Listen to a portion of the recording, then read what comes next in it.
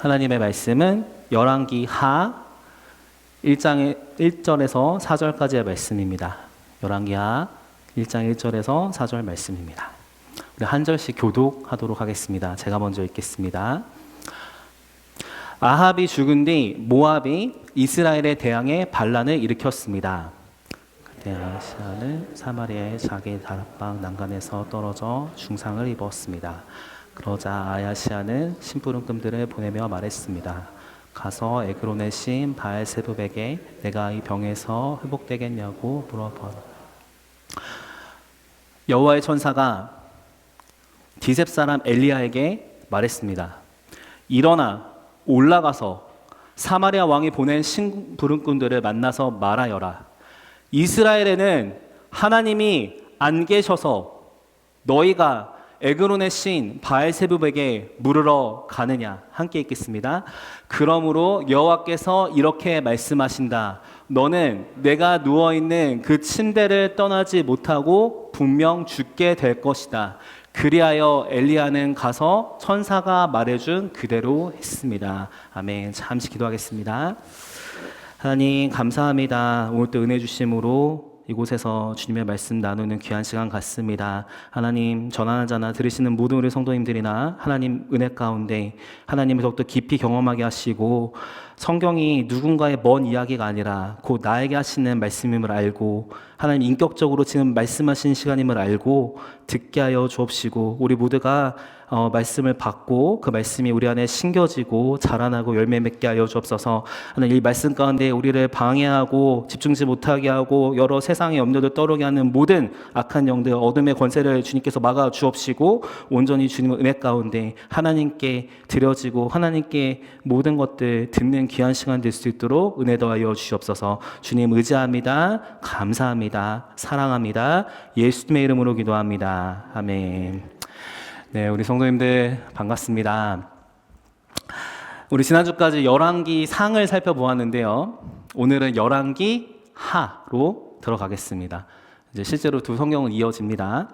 이제 오늘 본문 열왕기하 1장 1절은 모압이 이스라엘에 대항해서 반란을 일으켰다는 이야기가 나옵니다. 이제 모압을 잠깐 소개해 드릴게요. 이제 모압은 다윗 시대부터 이스라엘의 지배를 받으면서 조공을 바쳐왔던 나라입니다. 이제 이스라엘 왕국이 나중에 이제 분열이 되죠. 남쪽 유다와 북쪽 이스라엘로 나눠지는데요. 그렇게 분열된 이후에는 북이스라엘을 섬겼던 나라가 모압입니다. 근데 이 모압이라는 나라는요, 이제 때를 가만히 지켜보다가 반란을 딱 일으켰습니다. 이제 학자들은 모압이 북이스라엘의 나라 힘 국력이 약해진 시기에 반란의 기회를 엿보았다고 합니다. 이제 열왕기 상 후반부를 보시면 북이스라엘은 아람과 전쟁을 하면서 국력을 많이 소모합니다. 아무래도 전쟁 중이니까 약해지겠죠. 그러다 이제 아합 왕이 죽게 됩니다. 일단 국왕이 지금 전사한 상황입니다. 그러니까 국정이 당연히 이제 공백기기도 하고 교체기기도 하니까 좀 혼란스럽겠죠. 모압이 그 북이스라엘이 그렇게 혼란스러운 시기에 반란을 딱 일으킨 겁니다. 이제 반란이 무엇이었냐? 이제 구체적인 내용은 열왕기 하 3장에 나와 있습니다. 모압은요, 이제 양털을 많이 생산하던 나라인데요. 이스라엘에게 양털 바치던 것을 멈췄습니다. 근데 양털은 이제 아시는 분들 보셨겠지만 창세기 때부터 나오는 구약시대 때 굉장히 유용한 자원이었습니다. 그러니까 아합이 살아있을 때는 모압 왕인 메사가 이제 새끼양 10만 마리 털, 수양 10만 마리 털을 이스라엘에 바쳤는데요. 이제 그 조공을 멈춤으로써 반란을 일으킨 것입니다. 뭐 표면적으로 봤을 때는 그냥 나라끼리의 분쟁이네, 그냥 정치 외교적인 문제네 이렇게 볼 수 있겠지만 우리는 이 사건 통해서 영적인 메시지를 볼 수 있어야 됩니다. 북이스라엘이 누구를 먼저 배신하고 반란했을까요? 네, 하나님을 배신하고 바알을 섬기니까 이제 모압이 때가 되자 북이스라엘을 배신한 것입니다. 하나님의 사람들이 하나님을 배신하고 섬기지 않으면요, 징계로서 일상에 해로운 변화가 일어날 수도 있습니다. 북이스라엘은 모압의 반란으로 이제 정치적, 경제적 어려움을 겪게 됩니다. 정치적으로는 당연히 이제 종주국이었는데 이제 위신이 좀 떨어졌겠죠. 그리고 경제적으로는 양털 20만 엄청난 건데요. 네, 당연히 타격을 입습니다. 그러니까 뭔가 이제 조치를 취해야 돼요. 그러니까 즉 왕하고 신하들이 막 논의하면서 어떻게 하지? 막 외교적 조치를 하거나 안 되겠네. 그러니까 전쟁을 하거나 어떤 그런 준비를 해야 하는 상황이었습니다. 그런데 이 중요한 상황에서 아주 어이없는 일이, 어처구니 없는 일이 일어납니다. 그 내용을 2절에서 보겠습니다. 제가 읽겠습니다. 그때 아하시아는 사마리아의 자기 다락방 난간에서 떨어져 중상을 입었습니다. 아멘. 네, 성경의 원문 문법을 살려서 읽어보면요, 1절 사건과 2절 사건이 바로 이어지는 것처럼 나와 있습니다. 즉 모압의 배신이 있자마자 바로 아하시아가 다락방에서 추락하는 사건이 일어난 것으로 우리가 볼 수 있습니다. 네, 국가 지금 중대사를 처리해야 돼요. 그런 상황에 국왕이 어처구니 없는 그런 사고를 당한 겁니다. 근데 우리도 이 생각 들 수 있죠. 어떻게 일국의 국왕인데, 왕인데 다락방에서 떨어졌을까요? 학자들이 크게 두 가지 견해를 제시해요. 이제 약간 이런 느낌입니다. 이제 난간에 이렇게 기대고 있다가 갑자기 우지끈 하면서 옆으로 추락했다는 거예요. 이제 이 견해에 따르면 아하시아 왕이 이제 자기 다락방 걷다가 이제 격자란 게 이렇게 X자로 이렇게 되는 저런 모양이죠. 그 나무 난간에 기댔는데 그 썩은 나무나 이제 약한 부분이 부러지면서 추락한 경우입니다. 두 번째는요, 채광창이라 그래서 저희 지금 창 보시면 빛 들어오지 않습니까? 옛날에 이제 그 다락방 밑에 바닥에 이제 빛이 들어오도록 이렇게 바닥 쪽에 창문이 있었어요. 그러니까 이제 천장에 뭐 이렇게 창문 달렸다 생각해 보시면 돼요. 그 채광창을 실수로 밟아가지고 우지끈하고 수직으로 떨어져 버린 겁니다. 그러니까 좀 이게 미국 일상으로 한번 생각해 볼게요. 비슷한 경우가 뭐냐면요, 이게 데크 사고 같은 거예요. 그러니까 오래 썩은 데크 있죠, 나무가 오래된 그런 거. 그러니까 난간 기대다 추락할 수도 있고, 이제 발로 밟아서 저렇게 이제 밑으로 추락할 수도 있고, 이제 그런 경우인데요. 기대다 떨어졌든 밟고 밑으로 떨어졌든 어느 경우에든지 이 추락 사고는 아주 굉장히 어이없는 허무한 사고입니다. 국왕이 갑자기 그렇게 다쳐버려요. 성경은 그가 그냥 살짝 다친 게 아니라 중상을 입었다고 합니다. 몸져 누웠어요. 네, 우리가 이제 살아가다 보면 우리 모두도 예상치 못한 사고를 겪을 때가 있어요. 하나님 믿지만 뭐 그런 거 상관없이 사람이라면 누구나 사고를 겪을 수 있어요. 의도치 않게.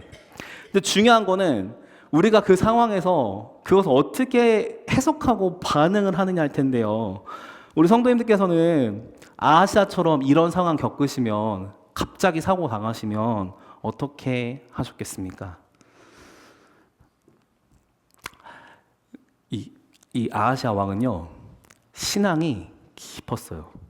그래서 믿음에 따라 행동했는데요, 문제는 그 신앙심이, 그 믿음이 하나님을 향하지 않았다는 것입니다.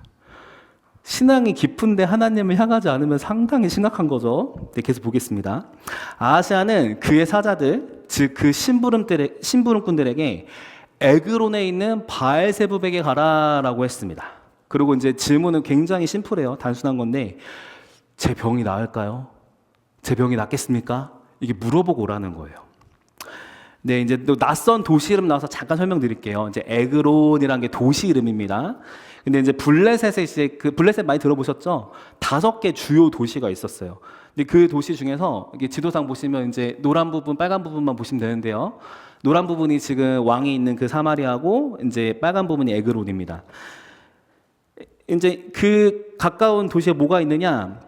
바알세붑이라는 우상을 신으로 섬겼대요. 네, 뜻은요, 바알세붑은 파리들의 주라는 뜻입니다. 근데 아하시아가 그 수많은 것들 중에 하나님 안 찾고, 이것도 나쁜 거긴 한데, 왜 수많은 우상 중에 바알세붑을 찾았을까? 학자들이 견해가 다양해요. 바알세붑이 어떤 존재였냐에 대해서요. 근데 저는 이제 주목할 만한 견해를 하나 말씀드리면, 바알세붑을 이제 의학의 수호신으로 보는 견해입니다. 그러니까 그 당시 이제 바알세붑을 의학의 수호신으로 믿었던 사람들은 의학적 자문을 저 신에게, 그러니까 원래 우상인데, 그러니까 그들의 관점에서 신에게 구하고 싶었겠죠. 그래서 아하시아 질문은 제 병이 낫겠습니까? 라는 질문이었어요. 그러니까 의학적 질문 맞습니다. 그러니까 아하시아는 자신이 중병에 걸린 인생의 굉장히 중요한 시기에 에그론의 신 우상 바알세붑을 의지했습니다. 물론 우리가 같은 사람으로서 아픈 사람이 의사한테 조언 구하고 뭐 처방 따르고 뭐 이런 건 이해할 수 있겠어요. 그런데 아하시아는 굳이 사람 의사 말고요. 의사 있을 텐데 사람 의사 말고요. 바알세붑이라는 이방 신 우상한테 조언을 구합니다. 이것은 아하시아가 그러니까 종교적인 신앙적 행동을 한 거죠. 바알세붑을 진심으로 깊이 의지했던 거예요. 근데 이 의지했다 많이 들어보셨죠? 의지하자, 의지합니다. 근데 의지가 뭐냐? 우리 한 번쯤 좀 깊이 생각해 볼 필요가 있는데요. 이렇게 세 가지로 좀 풀어드리겠습니다. 의지했던 것이 무엇이냐면 첫 번째로는요. 네, 인정한 것입니다. 그러니까 아하시아는 바알세붑의 능력을 인정했어요. 이것은 뭐 그냥 인정했구나 이게 아니라요. 동시에 하나님의 능력을 경시하거나 무시한 겁니다. 그래서 문제가 돼요. 두 번째요. 아하시아는 바알세붑의 조언을 따르기로 했어요. 이건 동시에 그의 조언 따르는데 하나님의 말씀은 거부한 것이 됩니다. 세 번째로 아하시아는 바알세붑에게 자기의 미래를 맡겼어요. 그 당연히 무슨 뭐 내려오면 따르기로 했겠죠. 그리고 그대로 되겠구나. 네, 이건 동시에 하나님께 미래를 맡기지 않은 거예요. 그러니까 정리해 보면 명백히 하나님을 하나님으로 인정하지 않은 것입니다. 하나님을 거부한 거고요. 하나님을 무시한 거예요. 자, 이런 상황이에요. 근데 만약에 아하시아 왕 자기 맘대로 한 거 있잖아요. 그 사자들을 보내서 에그론 도착하게 한 거. 거기 가서 실제로 저 바알세붑 우상한 뭐 섬기는 사람들한테 어떤 메시지를 듣고 온다. 이걸 신탁이라 하는데요. 이제 이방 종교에서는 신탁을 받고 온다면 어떤 일이 일어날까요? 진짜 그게 때때로 됐어요. 가서 물어보고 듣고 왔어요. 그러면 아하시아 왕도 그 북이스라엘도 더욱 바알세붑 저 우상의 권위를 인정하게 되고 결국 더 우상 숭배가 심해진 나라가 될 겁니다. 하나님께서는 그런 일이 일어나지 않도록 아하시아 계획대로 지 맘대로 한 거 안 되도록 하셨어요. 그러니까 그걸 허락하지 않으셨어요. 그래서 하나님은 아하시아의 계획을 막으셨습니다. 예나 지금이나 이 권력 가진 사람들은 뭐 다는 아니겠습니다만 자신의 권력으로 뭐든지 할 수 있다고 생각할지 모릅니다. 하지만 아무리 권력 많이 가진 사람도요, 그 권력은 하나님 앞에서 제한되고 힘을 잃을 수밖에 없습니다. 어느 권력자도 감히 하나님의 의지와 뜻을 막을 수는 없습니다. 아하시아 왕이 이제 바알세붑 말을 듣고자 그 사자들을 보냈대요. 하나님께서도 그 말씀을 전하시고자 그의 사자들을 보내십니다. 그러니까 왕도 사자를 보내는데 하나님도 사자를 보내세요. 그럼 이제 어떤 그 의지가 충돌하겠죠? 하나님의 사자는 엘리야에게 하나님 말씀을 전해줍니다. 그리고 엘리야는 그 말씀을 왕의 사자들에게 전하라고 전하게 되었습니다. 그러니까 저렇게 실제로 이제 엘리야랑 사자들이 만나요. 근데 이 엘리야가 전하는 하나님의 말씀은 아주 준엄한 책망과 심판의 말씀이었습니다. 우리 열왕기하 1장 3절에서 4절 말씀 같이 보겠습니다. 혹시 가능하신 분들 같이 읽어주시고 아니신 분들 눈으로 봐주셔서 감사하겠습니다. 일단 같이 읽겠습니다. 시작. 여호와의 사자가 디셉 사람 엘리야에게 이르되 너는 일어나 올라가서 사마리아 왕의 사자를 만나 그에게 이르기를 이스라엘의 하나님이 없어서 너희가 에그론의 신 바알세붑에게 물으러 가느냐. 그러므로 여호와의 말씀이 내가 올라간 침상에서 내려오지 못할지라 내가 반드시 죽으리라 하셨다 하라. 엘리야가 이에 가니라. 아멘. 네, 엘리야가 이 말씀 받았어요. 먼저 하나님께서는요, 이스라엘의 하나님이 없어서 너희가 에그론의 신 바알세붑에게 물으러 가느냐? 책망하셨습니다. 이 묻는다는 것은요, 여기서 이 말씀에서 묻는다는 표현 있지 않습니까? 우리가 무심코 넘길 수 있는데요, 중요해요. 단순히 궁금해서 정보 얻는 것이 아닙니다. 여기서 묻는다는 말이 쓰인 다른 성경 구절을 통해서 이 묻는다는 게 얼마나 깊은 의미인지 한번 말씀드리겠습니다. 이제 열왕기왕 22장 8절에 이 묻는다는 표현이 나온 용례가 있어요. 제가 말씀 읽겠습니다. 이스라엘 왕이 여호사밧에게 대답했습니다. 여호와께 여쭤볼 수 있는 사람이 이물라의 아들 미가야라고 아직 한 사람이 있습니다. 그러나 그 예언자가 나에 대해서는 좋은 예언을 하지 않고 항상 나쁜 예언만 해서 내가 그를 싫어합니다. 여호사밧이 대답했습니다. 왕께서는 그렇게 말해서는 안 됩니다. 어떤 상황이냐면요, 지금 하나님께 여쭈려고 이제 남유다 왕과 북이스라엘 왕이 회의까지 합니다. 어떤 상황이냐면요, 연합한 왕들이 전쟁을 앞두고 있어요. 그 전쟁 앞두고 하나님 뜻을 여쭙자는 상황인데요, 북이스라엘 왕은요, 그 선지자 진짜 하나님 말 전해주긴 하는데 내 마음에 안 드는 말만 해요. 이런 상황이고요. 남유다 왕은 마음에 안 들어도 들으셔야 됩니다. 진짜 하나님 말씀이면 들으셔야죠. 한번 그 선지자 모셔서 여쭤봅시다. 그러니까 이런 상황이에요. 그러니까 당시 하나님께 묻는다는 것은요, 이게 정치적으로 봐도요, 왕들끼리 회의할 정도로 중요한 사안입니다. 국가 중대사를 놓고 하나님께 여쭙고 그 말씀 따라서 행동하겠다는 거예요. 근데 실제 그 말씀 따라서 행동한다는 것은 무슨 뜻이죠? 그 말씀 따른 후에 그 결과가 있을 거 아닙니까? 그 결과까지 맡긴다는 뜻이에요. 그러니까 이제 묻는다는 것은 이렇게 정리할 수 있습니다. 첫째로 하나님께 묻는다는 것은요, 하나님을 믿습니다. 하나님을 따르겠습니다. 하나님께 모든 거 다 맡기겠습니다. 이걸 포함합니다. 그러니까 이제 묻는다는 게 단순히 물어보고 알았어, 이게 아니에요. 저런 의미가 담아 있는 겁니다. 이제 원어에서는 저 히브리어가 쓰이는데요, 저 표현은 믿습니다, 따르겠습니다, 맡기겠습니다, 이제 이런 것을 의미해요. 자, 그러면 그렇다면 오늘 본문 돌아와서요, 이 아하시아 왕이 바알세불에게 묻고자 사신을 보냈다는 의미, 이제 성도님들 아시죠? 네, 같이 또 볼게요. 이거죠. 바알세불을 믿습니다. 바알세불을 따르겠습니다. 바알세불께 맡기겠습니다. 이건 뭐예요? 저희가 예배 시작할 때 항상 어떻게 시작하죠? 신앙 고백하죠? 이건 일종의 신앙 고백이에요.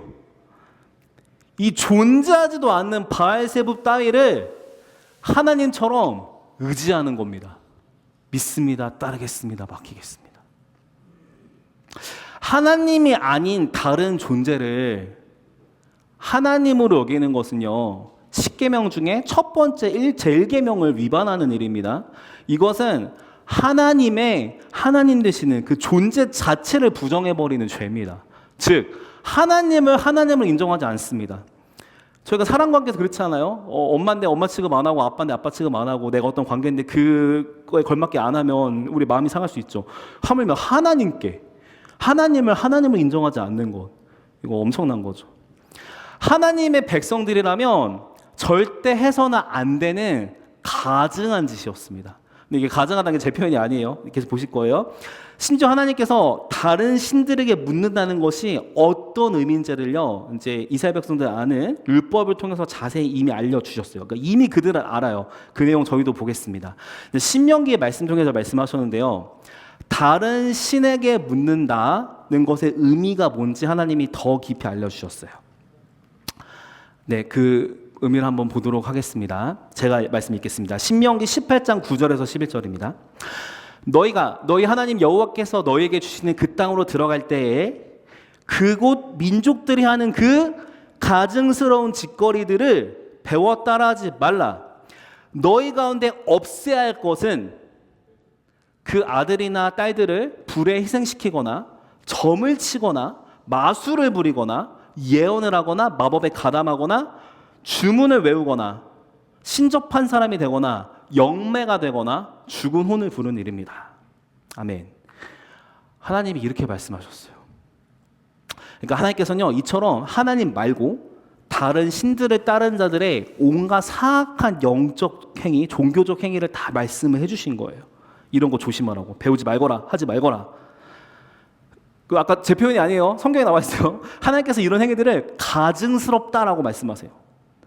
특히 말씀에서 아까 나왔죠. 자녀들 불에 태워 드리는 인신제사, 점, 마술, 마법, 주문, 신접, 영매 이런 표현이 나와요.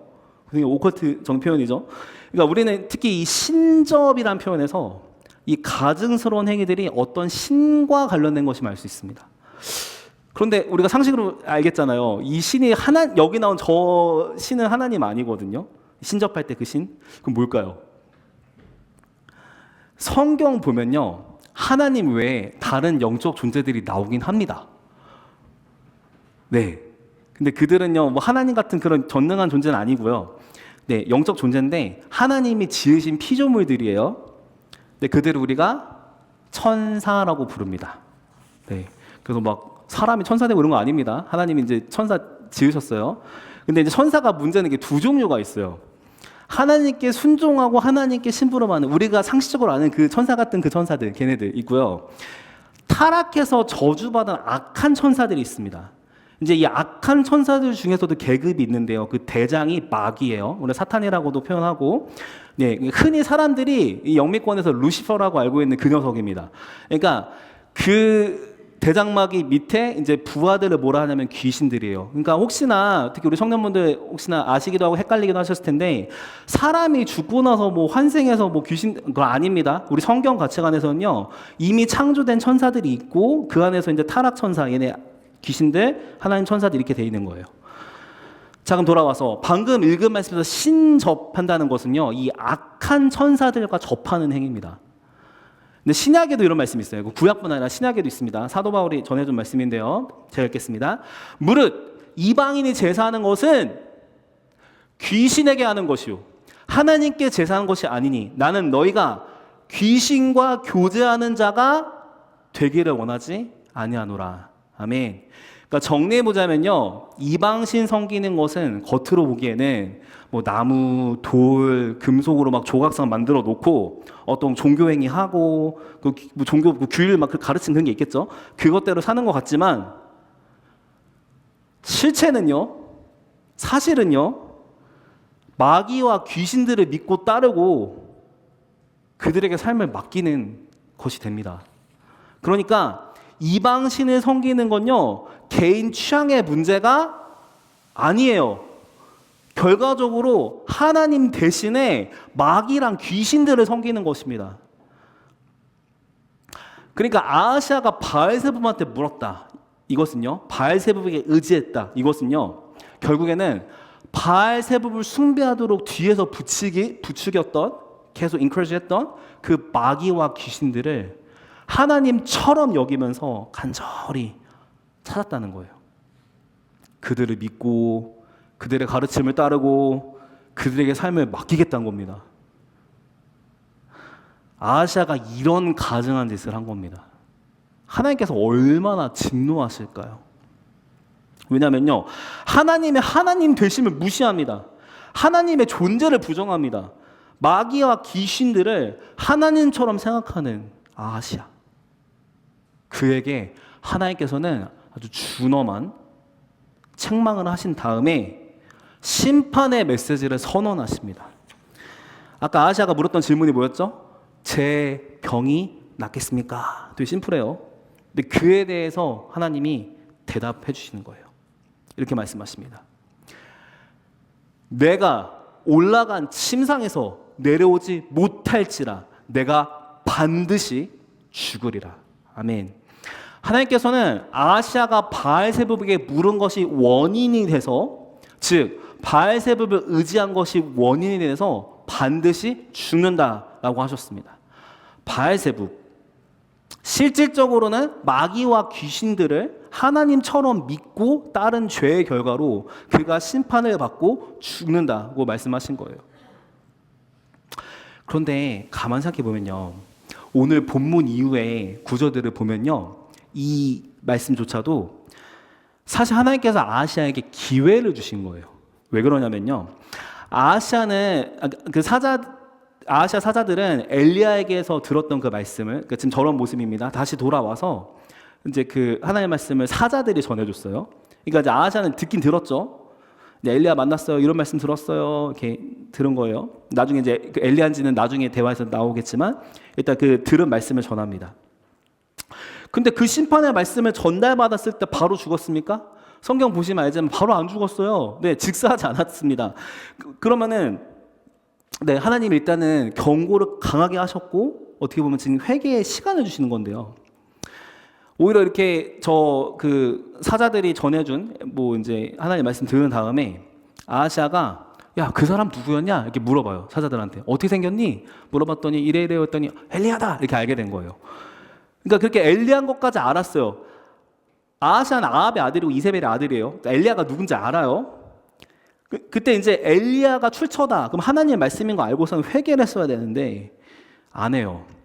근데 뭐 가능하겠냐? 설례를 좀 살펴볼게요.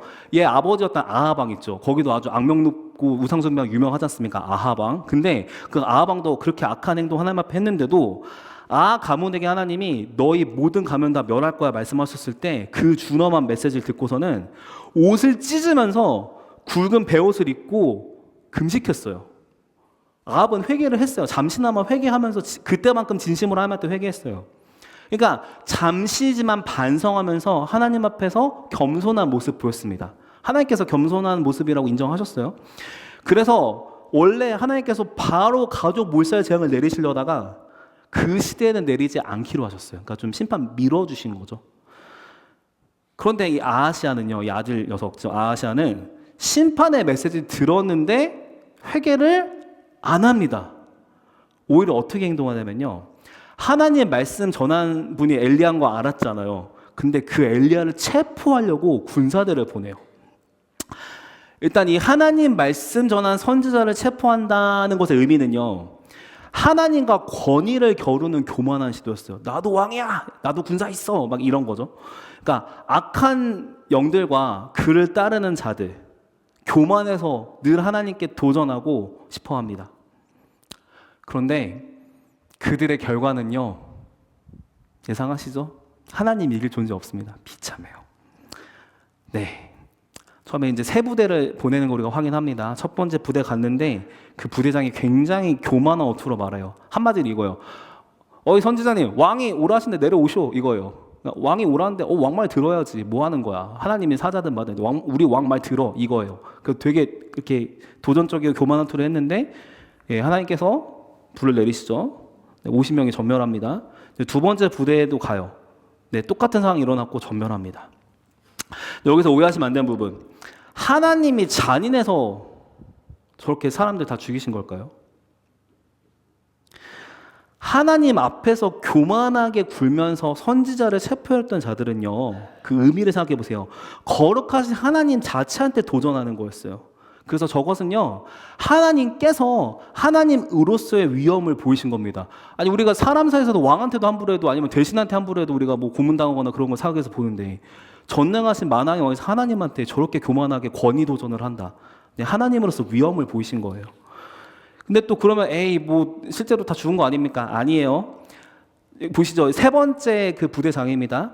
저 사람은 태도가 달라요. 하나님의 사람임을 알고서는, 그러니까 결국에는 이제 하나님께 나아가는 자세로 나가서 간청을 했죠. 제발 제 부하들과 제 생명 귀하게 여겨주십시오. 하고서는 그때 멀쩡하게 잘 살아서 심지어 엘리야 같이 갔어요.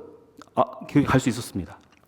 그러니까 분명히 이렇게 겸손했던 자들은요, 하나님께서 생명을 유지시켜 주셨고, 오히려 저 사람이 겸손한 행동에서 자기 왕이 시킨 미션도 달성한 거죠. 같이 갔어요.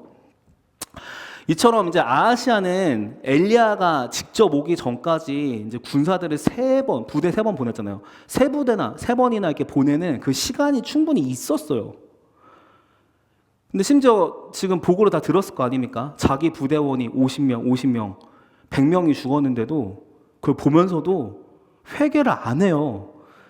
결국 하나님께서 정하신 심판의 때가 왔습니다. 이제 엘리야가 직접 하나님께서 말씀하신 심판의 메시지를 전해요.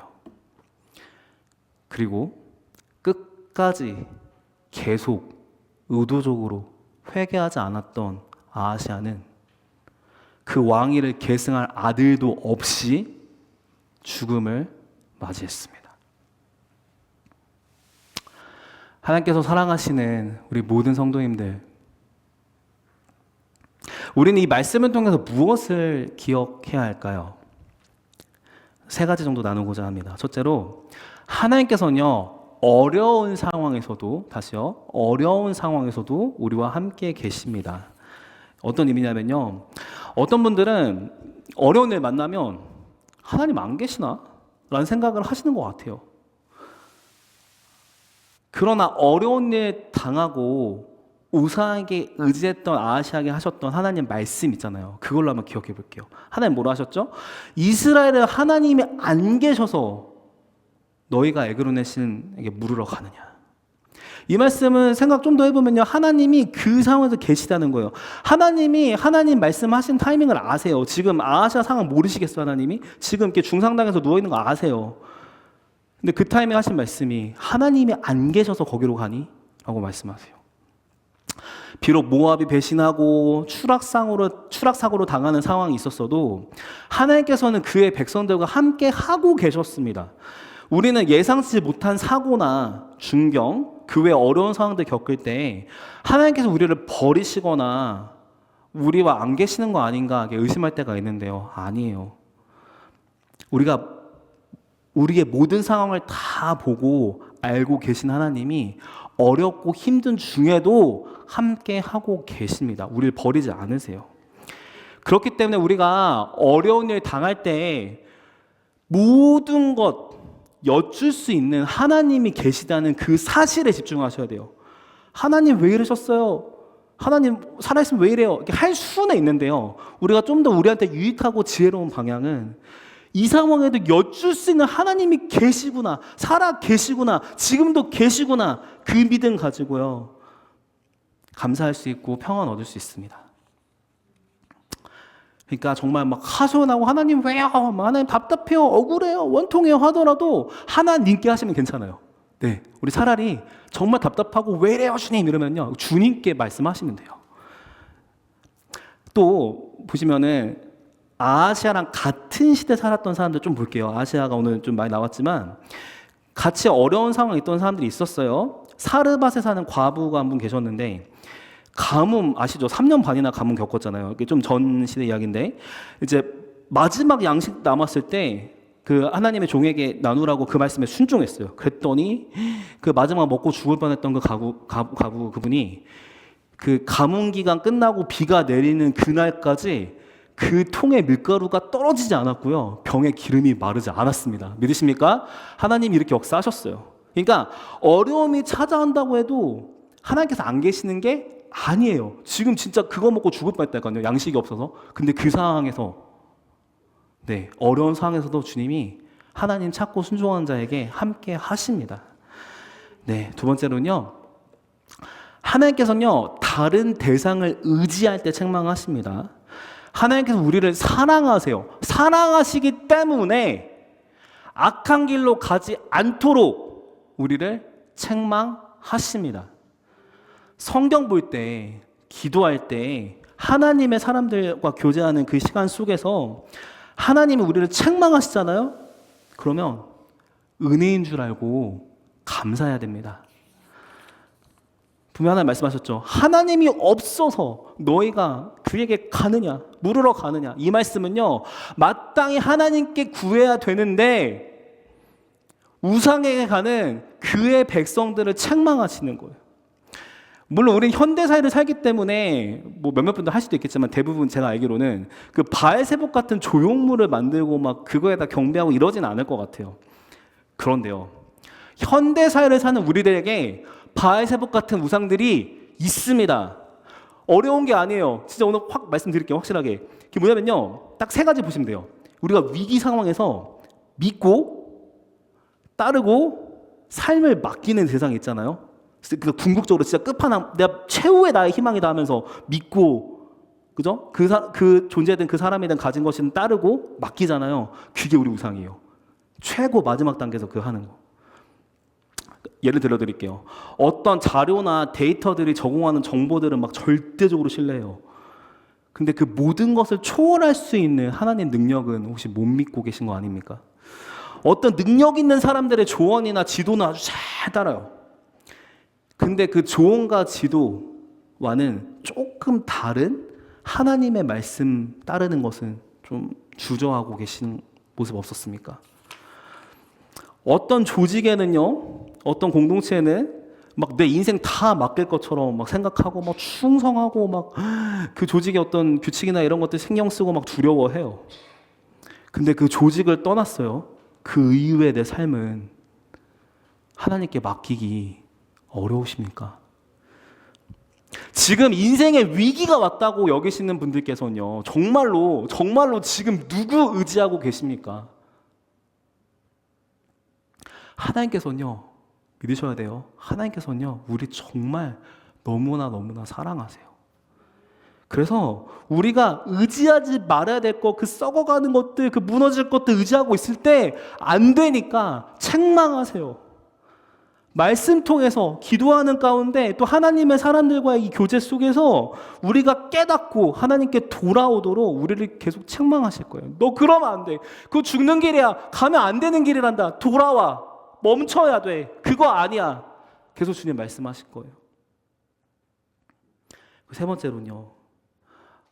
솔직히 여기 계시는 모든 우리 예배하신 성도님들은 에이, 난 아니겠지라는 생각하실 수도 있어요. 하지만 우리 사람은 언제든 연약합니다. 저도 마찬가지고요. 우리가 이 말씀조차도 뭐 멀게 느낄 수 있지만 한 번쯤 기억하면서 마음에 새길 필요 있을 것 같아요. 하나님께서는요, 고의로 계속 반역하는 자들을 결국엔 심판하십니다. 이러면 사랑하신다면서 이러는데 이걸 예를 들어드릴게요. 우리가 사람 사이에서도 범죄가 일어나고 그러면 좋지 않은 분들이 있잖아요. 예를 들어서 뭐 경찰관이 막 범죄자가 막 우리를 위협하고 막 하는데도 나 사랑하니까 그냥 놔둘게요. 이게 사랑일까요? 공의라는 게 있거든요. 정의라는 게 있어요. 그런 의미에서 하나님 이 조치를 생각하시면 돼요. 하나님 심판을 그렇게 생각해 보세요. 오늘 본문 뒷이야기를 보면요, 아하시아는 하나님의 말씀을 듣고도 고의로 계속해서 반역을 합니다. 분명 너 반드시 죽을 거야 라고 말씀하셨는데요, 그 말씀을 들었음에도 불구하고 돌이킬 생각을 안 해요. 오히려 막 자기 힘쓰려고 그러죠. 오히려 그 말씀 전해준 사람이 엘리야라고? 안 되겠어 하면서 막 군대를 보내서 체포하려고 그럽니다. 자기가 가진 거 가지고 힘을 막 그렇게 자기 마음대로 써버리려고 그래요. 근데 계속 그 힘 쓰려는 게 실패하죠. 또 실패하죠. 그리고 하나님의 때가 딱 되니까 결국에는 엘리야를 통해서 하나님의 심판의 말씀을 듣게 됩니다. 그리고 그 말씀대로 죽음을 맞이합니다.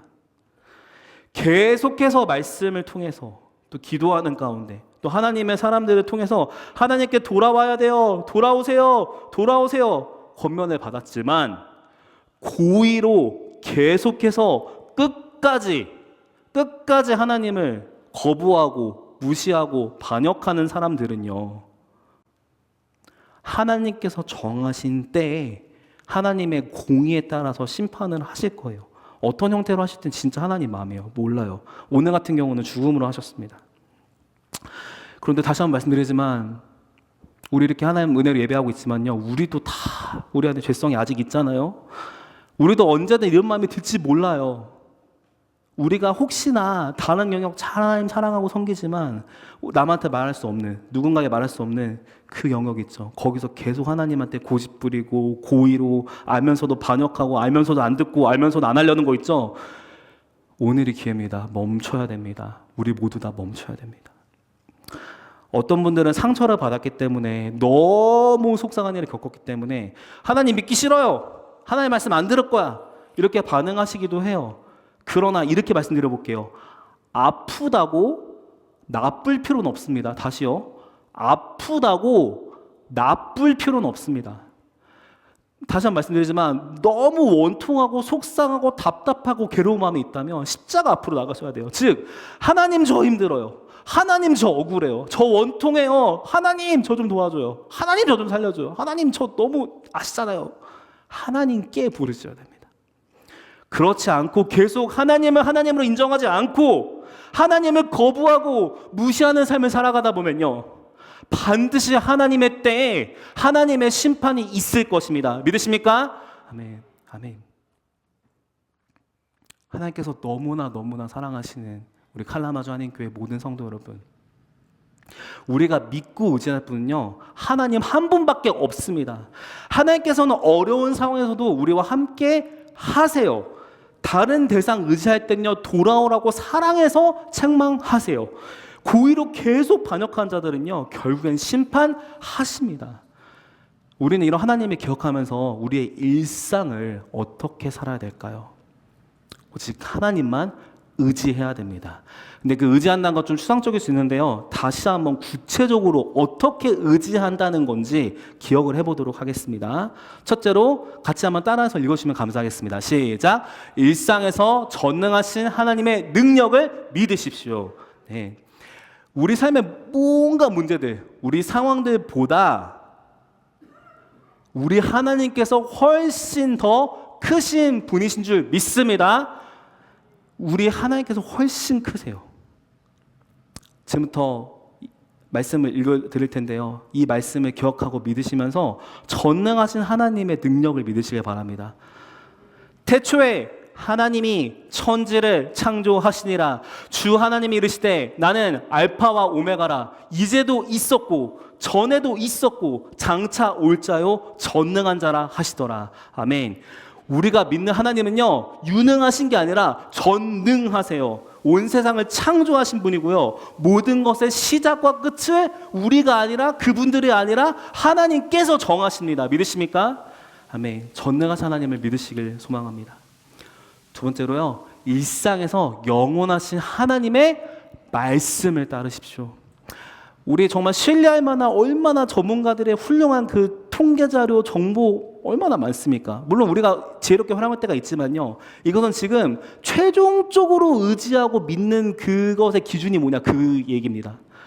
하나님 말씀이 우리의 최종 기준이 되어야 돼요. 성경이 이렇게 말합니다. 풀은 마르고 꽃은 시드나 우리 하나님의 말씀은 영원히 서리라. 하나님의 말씀은 살아있고 활력 있어 좌우의 날선 어떤 검보다도 예리하여 혼과 영과 및 관절과 골수를 찔러 쪼개기까지 하며 또 마음의 생각과 뜻을 판단하나니. 아멘. 우리의 최종 기준은 하나님 말씀입니다. 네, 마지막으로 같이 한번 읽어주시면 감사하겠습니다. 시작. 일상에서 돌보시는 하나님께 우리 삶을 맡기십시오. 아멘. 내 짐을 여호와께 맡기라. 그가 너를 붙드시고 의인의 요동함을 영원히 허락하지 아니하시리로다. 너희 염려를 주께 맡기라. 이는 그가 너희를 돌보심이라. 아멘. 하나님께서 사랑하시는 우리 모든 성도 여러분, 우리가 남은 인생에서 믿고 따르고 삶을 맡길 수 있는 분은 창조주이시고 구원자시며 전능하신 우리 하나님 한 분이십니다. 그 하나님의 능력을 믿으시고 하나님의 말씀을 따르면서 하나님께 맡기는 삶, 엿죽고 의지하는 삶, 그런 복된 인생 살아가시기를 주님의 이름으로 축원합니다. 같이 기도하겠습니다.